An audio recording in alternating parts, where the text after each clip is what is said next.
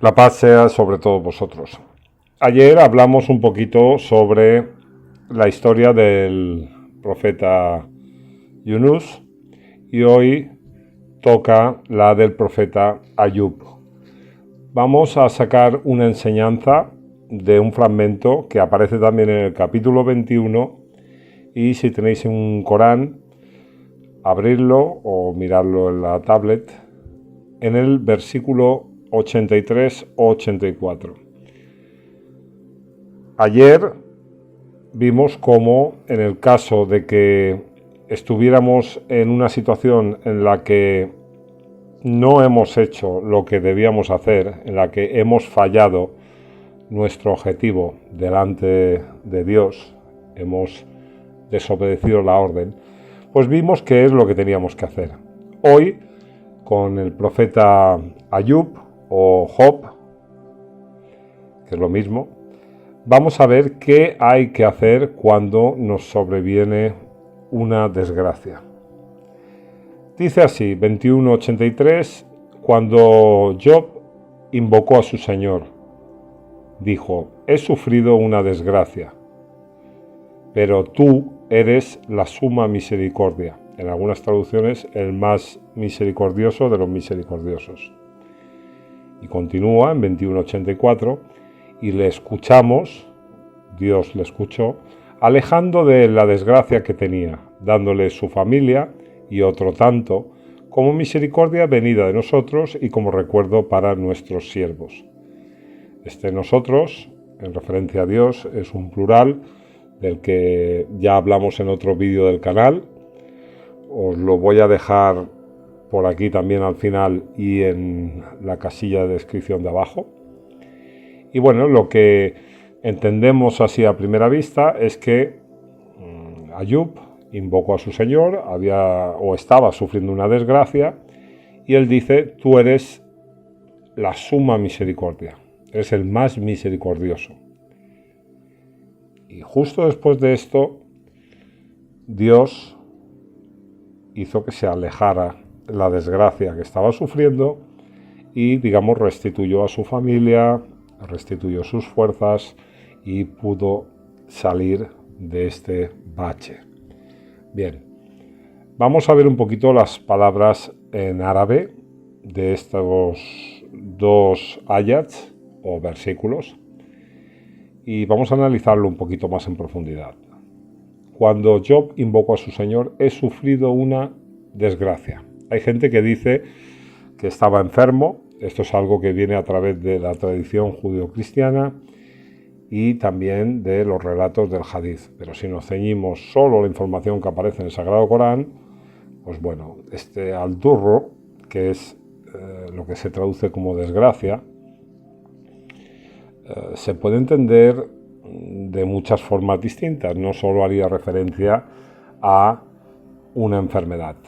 Esta palabra, al-durro, tiene como sentido básico, su raíz, encierra el concepto de algo para o sobre lo que se necesita paciencia y fuerza de voluntad. Es decir,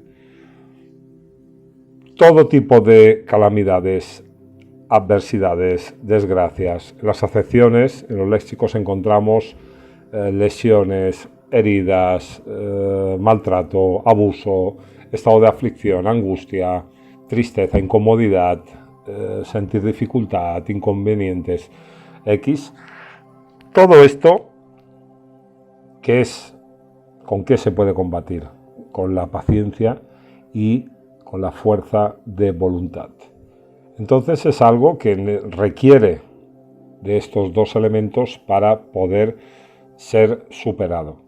Pero añade lo siguiente, tú eres la suma misericordia, Arhamu al-Rahimin. ¿Qué significa esto? Las dos palabras, evidentemente, Arhamu y al-Rahimin, están compuestas de la misma raíz, de Rahma, que en su sentido más básico encierra esta raíz el concepto de suavidad y favorecer. Es decir, que toda la Rahma o la misericordia que viene de Dios siempre es un favor para el ser humano, siempre, sin excepción. Lo que ocurre, y esto nos damos cuenta cuando leemos el Corán en su conjunto y cuando vemos las acepciones que aparecen en los léxicos en cuanto a la raíz de misericordia o misericordioso, vemos que este favorecer, esta suavidad que Dios nos envía, no siempre viene en la forma que a nosotros nos gustaría. A veces viene con dolor, con angustia, con desesperación, con falta de recursos, porque si nos centramos en las acepciones, vemos que Rahma incluye una protección, una alimentación y una especie de control en el desarrollo del potencial del potencial humano o el desarrollo de cualquier criatura que existe en el universo. ¿Qué significa esto? Que me voy a poner yo como ejemplo, para que yo hoy sea Umar y tenga el carácter que tengo, el grado de fe que poseo, para que haya llegado a esta vida que tengo, a este hogar, a mi situación, he tenido que vivir cosas buenas y he tenido que vivir cosas malas.